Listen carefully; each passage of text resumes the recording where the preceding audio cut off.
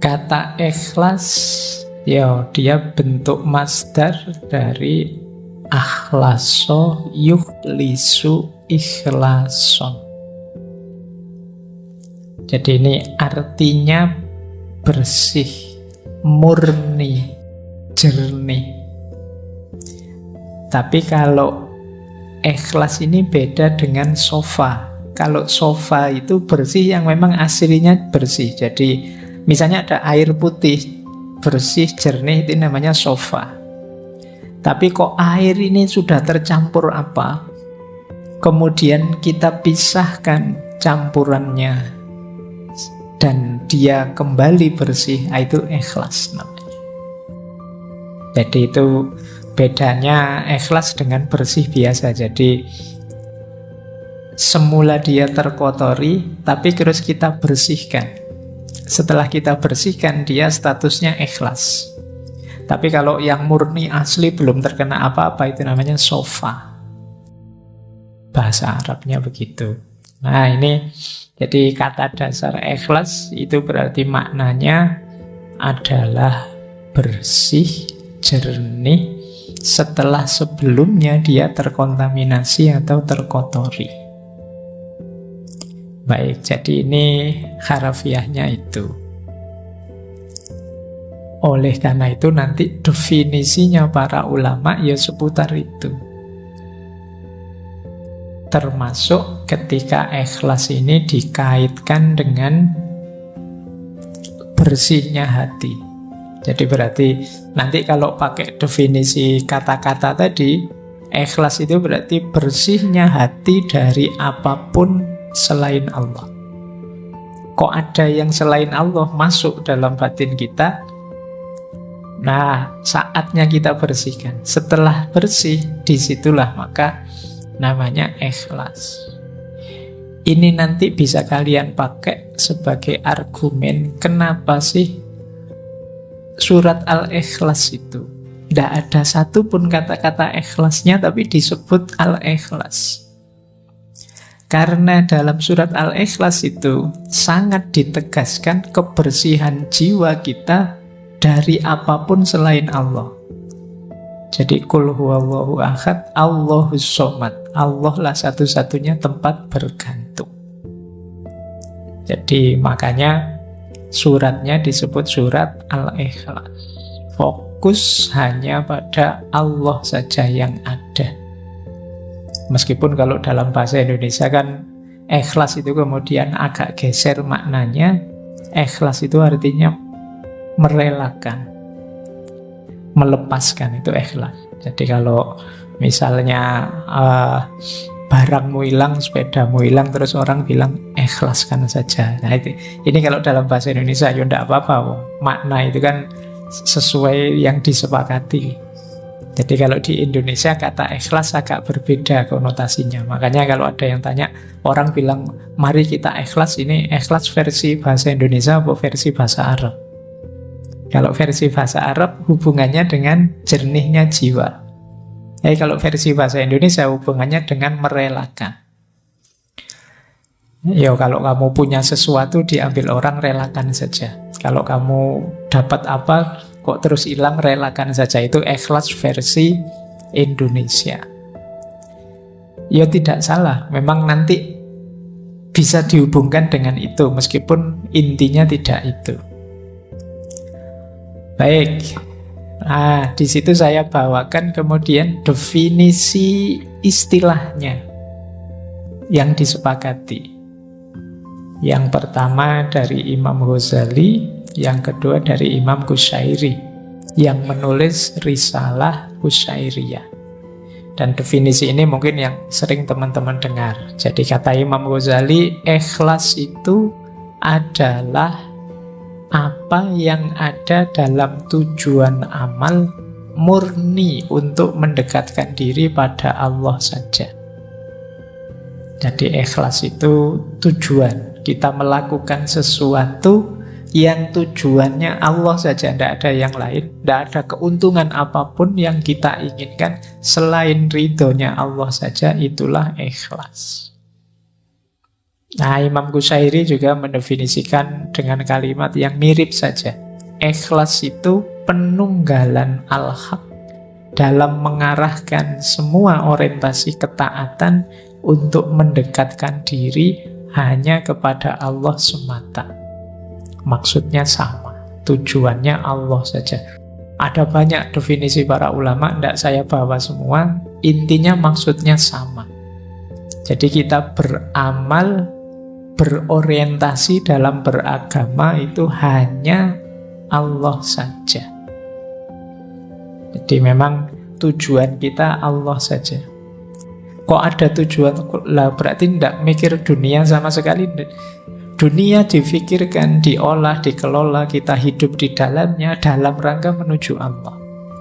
Semuanya kita jadikan kendaraan menuju Allah. Nah, berarti saya tidak kerja, Pak. Ya kerja, cuma kerja dan hasilnya dipakai untuk mendekat pada Allah. Berarti saya tidak perlu belajar ilmu ini, ilmu itu, toh Pak. Ilmunya tetap ilmu ikhlas saja. Ya tidak, ya tetap belajar apapun yang kamu butuhkan, kamu perlukan, tapi nanti jadi kendaraanmu untuk tambah dekat pada Allah. Jadi ini orang yang ikhlas. Dan banyak ayat-ayat Al-Quran yang menyebut itu. Malam hari ini sengaja tidak saya bawa, sudah sangat sering disebut di banyak ceramah, di banyak pengajian. Ya mungkin teman-teman hafal lah, misalnya surat Al-Bayyinat itu ya, ayat 5, wa ma umiru illa liya'budullaha mukhlisina lahuddin. Jadi intinya ikhlas ini jadi sesuatu yang kunci dalam beragama. Baik, sekarang kita lihat keutamaannya ikhlas. Ini saya ambil ada kalimat menarik dari Imam Syafi'i. Kata beliau, halakan nasu kulluhum illal ulama. Wa halakal ulama'u kulluhum illal amilin. Wa halakal amiluna kulluhum illal mukhlisin. Wal mukhlisun ala khadrin alim. Jadi kata Imam Syafi'i, semua manusia itu akan hancur kecuali dia berilmu. Jadi kalau kita hidup tanpa ilmu, hidup kita akan hancur. Tapi orang-orang berilmu juga tetap akan hancur kecuali mereka amilun, menjalankan ilmunya. Kan banyak orang pinter yang ilmunya tidak jalan. Kalian mungkin kalau dibandingkan antara referensi kebaikan di kepalamu dengan kebaikan yang benar-benar kamu jalankan, itu mungkin bisa 80-20, bisa 90-10%, jangan-jangan 99-1%. Jadi sangat sedikit yang kita wujudkan dalam amal. Maka manusia itu hancur tanpa ilmu, tapi ilmu tidak ada gunanya tanpa amal. Wahalakal amiluna kulluhum illal mukhlisin. Dan orang yang beramal pun pada akhirnya juga akan hancur kecuali orang-orang yang ikhlas. Berarti orang yang orientasi amalnya itu Allah saja. Kalau kita mengamalkan ilmu dengan target macam-macam yang selain ilmu, Pak, saya ingin kaya, saya ingin sukses, saya ingin jadi pejabat, saya ingin apa saja, di luar Allah, pada akhirnya juga mungkin kita kecewa, mungkin kita gagal, mungkin kita kehabisan banyak daya, energi, mungkin umur kita habis sia-sia dan lain sebagainya. Itu halakal amilun. Beda kalau kita targetnya Allah saja. Maka halakal amilun kulluhum illal mukhlisin. Kecuali orang-orang yang ikhlas. Wal mukhlisun, berarti kalau sudah ikhlas aman toh Pak? Aman. Tapi wal mukhlisun ala khadrin azim. Orang-orang ikhlas itu ya ujiannya banyak, tantangannya banyak. Dia harus hati-hati. Nanti kita lihat ada banyak sekali tantangan-tantangan orang ikhlas. Ini kalimatnya Imam Syafi'i ini sering saya sampaikan dengan logik yang saya gambar itu, bahwa manusia itu berharga karena ada rohnya, nyawanya. Tapi nyawa manusia yang hidup ini berharga ketika ada ilmunya. Ilmu ini berharga ketika ada amalnya. Dan amal ini berharga ketika ada ikhlasnya. Jadi ini hakikat diri kita. Kalau semakin ke dalam, jasad kita itu bernilai ketika ada ruhnya, ada nyawanya. Karena kalau tidak ada nyawanya, ini jasad ini kan cuma barang saja, benda saja. Nyawanya hilang, ya kita jadi jenazah. Sekian jam baunya sudah tidak enak. Tidak ada gunanya, tidak ada nilainya. Maka dia berharga ketika ada nyawanya. Nah, cuma manusia hidup bernyawa ini bernilai, berharga ketika ada ilmunya. Yang membedakan kita dengan semua makhluknya Allah yang lain itu ilmunya. Tapi ilmu ini juga berharga, bernilai ketika ada amalnya. Buat apa? Ilmu yang teoritis saja, dihafalkan saja, numpuk sebanyak itu di perpustakaan, gunanya apa? Tidak ada harganya kalau tidak ada amalnya. Bayangkan Indonesia ini memproduksi berapa banyak konsep, berapa banyak teori. Dari kalian saja yang mahasiswa, coba dihitung. Di kampus saya UIN itu setahun 4 kali wisuda. Setiap kali wisuda 500-an orang. Berarti 2000 satu tahun. 2000 itu semuanya bikin skripsi, tesis, disertasi. Bayangkan kalau setiap skripsi, setiap tesis tadi menyumbangkan sesuatu untuk hidup kita berbangsa, bernegara, beragama. Kontribusinya adalah kecil saja dari satu skripsi. Dari kampusku saja 2000 kontribusi setiap tahun. Ditambah kampusmu, ditambah kampus yang lain, berapa ribu kampus di Indonesia ini. Oh, itu kalau ada dimensi amalnya semua, Indonesia ini jaya sudah. Luar biasa. Cuma ya kan kalian tahu sendiri kan, pada akhirnya skripsimu itu yang numpuk di perpustakaan. Isinya juga begitu-begitu. Nanti ditiru adik kelasmu.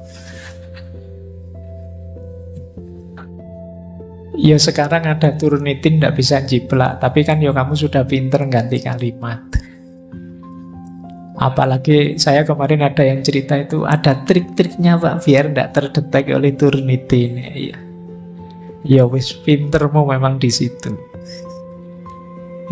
Jadi ya makanya akhirnya ya apa kalau bahasa agama, jadi tidak barokah ilmu. Cuma numpuk di perpustakaan. Kamu juga saya yakin waktu nggarap skripsi kan tidak terbersit nawa itu ilmu lillahi ta'ala. Bayanganmu kan sementing ndang lulus, sementing cuma itu dok pikiran. Ndang dapat gelar, ndang gak ditanya-tanya kapan lulus, pikiranmu itu saja. Ya sudah. Ya kita memanen apa yang kita tanam. Apalagi level paling tinggi ikhlas. Jadi sudah diamalkan pun kita masih perlu ikhlasnya. Baik, ini keutamaannya. Nah, kalau digambar keutamaan ikhlas itu loh. Ikhlas itu bagian dari rute kita ilaihi roji'un. Kembali kepada Allah. Jadi perjalanannya manusia di bumi ini kan sebenarnya bukan perjalanan kemana, tapi perjalanan kembali. Yang perjalanan itu awalnya adalah ikhlas. Ikhlas itu niat nawa itu untuk Allah saja. Jadi perjalanan kembali ke Allah itu kan perjalanan untuk Allah. Jadi titik tolaknya perjalanan hidup kita adalah niat yang ikhlas. Titik tujunya ya Allah, keridhoannya Allah.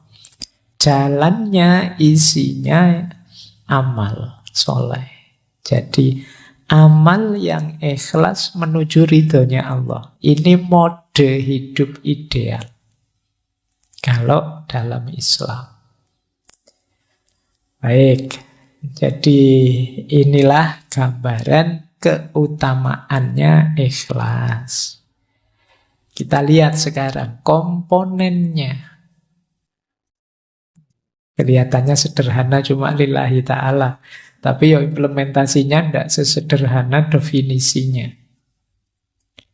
Orang ikhlas itu pasti dalam dirinya ada 5 karakter itu. Zuhud, warok, syukur, sabar, dan tawakal. Jangan dikira pokoknya lillahi ta'ala hanya untuk Allah saja. Ya kalau sekedar kamu ucapkan nawaitu lillahi ta'ala gampang. Tapi begitu dimanifestasikan, lillahi ta'ala itu mengandung 5 komponen itu. Jadi ada zuhudnya pasti. Zuhud itu kondisi jiwa yang sudah tidak lagi tergoda oleh dunia. Kalau kita masih tergoda oleh dunia, tidak mungkin kita bisa lillahi ta'ala.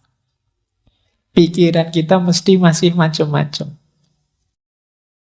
Jadi kalau ditanya lillahi ta'ala mas, lillahi ta'ala kok saya karena Allah. Nanti begitu nilainya jatuh, wah kurang ajar, saya sudah. Berarti kamu tidak kuat dapat ujian itu. Wong yo cuma nilai saja ngapain sih? Iya Pak, tapi masa depanku ya. Jadi tidak mungkin kalau jiwa tidak zuhud, itu sulit untuk lillahi ta'ala. Karena dunia masih mudah menggodamu. Yang kedua warok. Warok itu kemampuanmu mengendalikan diri. Sehingga tidak mudah terjatuh pada perbuatan dosa dan maksiat. Orang namanya wirai. Jadi misalnya, wah saya kalau datang ke sana ini nanti mesti diajak macam-macam sama temanku, nolaknya tidak enak. Sudahlah saya tidak usah datang saja. Ini kemampuan mengendalikan diri. Atau tiba-tiba ketemu teman yang wah ngajak ngomong aneh-aneh, ngajak mencaci maki siapa, aku tidak ikut-ikut. Ini warok. Kemampuan menjaga diri. Sulit orang bisa lillahi ta'ala kalau dia tidak punya kemampuan mengendalikan diri. Jadi kalau dia mudah terseret arus. Karena kita dituntut untuk fokus terus perjalanan kita menuju Allah terus. Kalau kita mudah terseret arus, ya rutenya bisa berubah. Harusnya menuju Allah itu bisa sampai mana-mana. Nah, ini karakter kedua. Zuhud itu kondisi jiwa, warok itu kemampuan mengendalikan diri. Yang ketiga, syukur. Orang bersyukur itu orang yang sadar bahwa apapun yang dia raih, kesuksesan, kenikmatan, keberhasilan, apapun sumbernya Allah saja, maka aku terima kasih pada Allah. Ini syukur. Tidak mungkin orang bisa ikhlas kalau menganggap bahwa akulah yang mampu, akulah yang bisa, meskipun tanpa pertolongan Allah. Ya orang yang seperti ini ya orang sombong namanya. Merasa mampu, merasa bisa, merasa benar, merasa besar. Orang yang tidak bersyukur, perjalanannya lillahi ta'ala pasti terhalang. Yang menghalangi siapa? Dirinya sendiri. Jadi batu penghalang perjalananmu lillahi ta'ala itu dirimu sendiri. Karena kamu nafikan nikmatnya Allah, hadirnya Allah yang jadi sebab keberhasilan. Yang keempat, sabar. Kalau ini kebalikannya. Kalau syukur tadi kan ketika dapat nikmat. Sabar ini ketika dapat yang tidak enak, yang musibah-musibah. Kita sadar, oh ini memang ketetapannya Allah, pemberiannya Allah. Apapun itu aku terima dan aku sabar. Nah, jadi ya lawannya sabar ya orang yang ingkar, orang yang tidak terima di nas buruk. Dapat jatah yang tidak enak. Kadang-kadang orang itu ada yang ketika dapat musibah ingat Allah malahan, tapi ketika dapat nikmat lupa pada Allah. Sebaliknya ada orang ketika dapat nikmat ingat Allah, ketika dapat musibah justru marah-marah lupa pada Allah. Nah, saya tidak tahu kalian orang yang tipe mana, atau dua-duanya tidak ingat Allah. Kalau pas lagi dapat musibah ngamuk-ngamuk, dapat senang terus senang-senang ekstase lupa sama Allah. Nah, orang ilaihi roji'un, orang lillahi ta'ala itu dia pasti punya karakter syukur, punya karakter sabar. Yang kelima, tawakal. Kalau tawakal ini pasti, ini sering diidentikan ikhlas itu ya tawakal. Memasrahkan semuanya pada Allah. Cuma ada bedanya, karena tawakal itu sikap batin setelah ikhtiar dijalankan. Baru tawakal. Jadi kalian dikasih tugas dosen, sudah dikerjakan semaksimal mungkin, dikumpulkan, nanti dapat nilai berapa, saatnya tawakal. Tapi kok dapat tugas dari dosen, Mas kok enggak ngumpul, saya tawakal saja Pak. Itu tidak masuk namanya tawakal. Belum ngapa-ngapain sudah tawakal. Jadi, nah ini komponennya ikhlas itu jiwa yang tawakal. Tapi setelah ikhtiar. Tidak sebelum ikhtiar. Belum berusaha apa-apa kok sudah tawakal. Belum nembak kok sudah pasrah. Sudahlah, terserah Allah saja. Kalau jodoh ya nanti datang. Kalau tidak jodoh ya oh itu namanya bukan tawakal. Ya diikhtiari. Kalau tidak jodoh, pasrahkan pada Allah. Kan gitu. Kamu logikanya kebalik. Jadi sejak awal sudah bilang, oh belum apa-apa sudah bilang, biar aja Pak. Nanti kalau jodoh ya ketemu-ketemu sendiri ya. Keliru rumus tawakalnya di depan. Jadi niatnya lillahi ta'ala, diupayakan semaksimal mungkin. Kalau meleset, pasrahkan pada Allah. Itu namanya tawakal. Orang ikhlas pasti tawakal. Oke, jadi ayo kita perhatikan karena ini bulan ini temanya muhasabah. Sejauh mana kualitas zuhud, warok, syukur, sabar, tawakal hidup dalam diri kita. Jadi saya yakin ada. Ya saya tidak tahu berapa persen. Mungkin ada yang masih wujudnya sudah agak besar, mungkin ada yang kecil sekali, mungkin ada yang tidak kelihatan. Dalam diri kita, kesuhudan itu, kewaroan itu, rasa syukur, sabar, tawakal. Kalau hidup semua dan fungsional, hidupmu akan tenang. Ini orang yang benar-benar mukhlisin. Hidup memang lillahi ta'ala. Nah, ada beberapa ilustrasi saya selingi dengan ini ya. Ini yang pertama ada ilustrasi orang ikhlas itu seperti apa sih? Ini pertama saya ambil dari Syekh Abdul Hamid Al-Angkuri. Angkuri itu Angkara. Kata beliau, sebagian ahli hikmah berpendapat kalau kalian bingung ikhlas itu seperti apa, kata beliau, ikhlas itu seperti penggembala kambing yang sedang beribadah, sholat misalnya. Penggembala kambing itu ketika dia sholat ibadah, di samping gembalaannya, dia tidak pernah mikir yang lain. Dia tidak pernah mikir ini nanti kambing-kambing muji saya apa anu saya, enggak.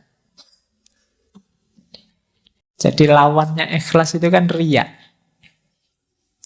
Orang yang tidak lillahi ta'ala, ada pamrih-pamrih lain selain Allah, disebutnya kan riya. Ini penggembala kambing ini tidak mungkin riya. Oh, biasanya kan penggembala kambing itu adanya jauh di eh, tempat-tempat di mana bisa kambing dapat minum, dapat makan. Jauh dari keramaian. Penggembala kambing itu kalau beribadah, dia tidak mikir pamer. Mau pamer pada siapa? Tidak ada siapa-siapa. Adanya ya cuma kambingnya. Apa dia gaya kayak orang soleh terus dipuji sama kambingnya, ya udah. Jadi beribadahlah seperti dia, penggembala kambing ini. Kata Syekh Al-Angkuri. Jadi orang beramal tidak usah peduli pandangan manusia terhadapnya. Sebagaimana dia tidak peduli orang penggembala tadi terhadap pandangan kambingnya. Yo, pandangan kambing kan tidak perlu kita dengarkan, misalnya, wah tiba-tiba kok kambing memuji kan kamu, alah mau kambing aja kok. Posisikan komentarnya orang, pandangannya orang di situ, kata Syekh Abdul Hamid. Oke ya, ya mungkin ini yang saya bilang seperti saya bilang di awal tadi ya, Pak, contohnya kok yo kambing toh Pak. Ayo situasi cocoknya mungkin audiens beliau atau tempat beliau hidup itu banyak pengembala kambing. Contohnya kambing gembalaannya. Oke, baik. Nah, ilustrasi pertama. Nanti ada uraiannya lebih panjang. Yang kedua, ilustrasi kedua. Contoh ikhlas itu seperti apa? Kembali saya ngambil contoh Imam Syafi'i. Ini bisa dicek di Hilyatul Aulia yang minggu lalu juga kita singgung waktu membahas karomah. Imam Syafi'i ini satu ketika waktu beliau sakit, sahabat beliau Rabi' bin Sulaiman mengunjungi. Kemudian Imam Syafi'i tanya pada dia, gimana kabar sahabat-sahabat kita?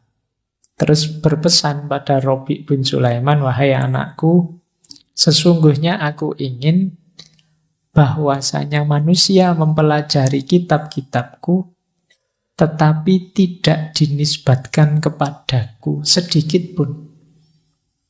Silahkan ambil manfaat dari kitab-kitabku, maksudnya begitu, tapi tidak usah diingat-ingat bahwa itu aku yang nulis.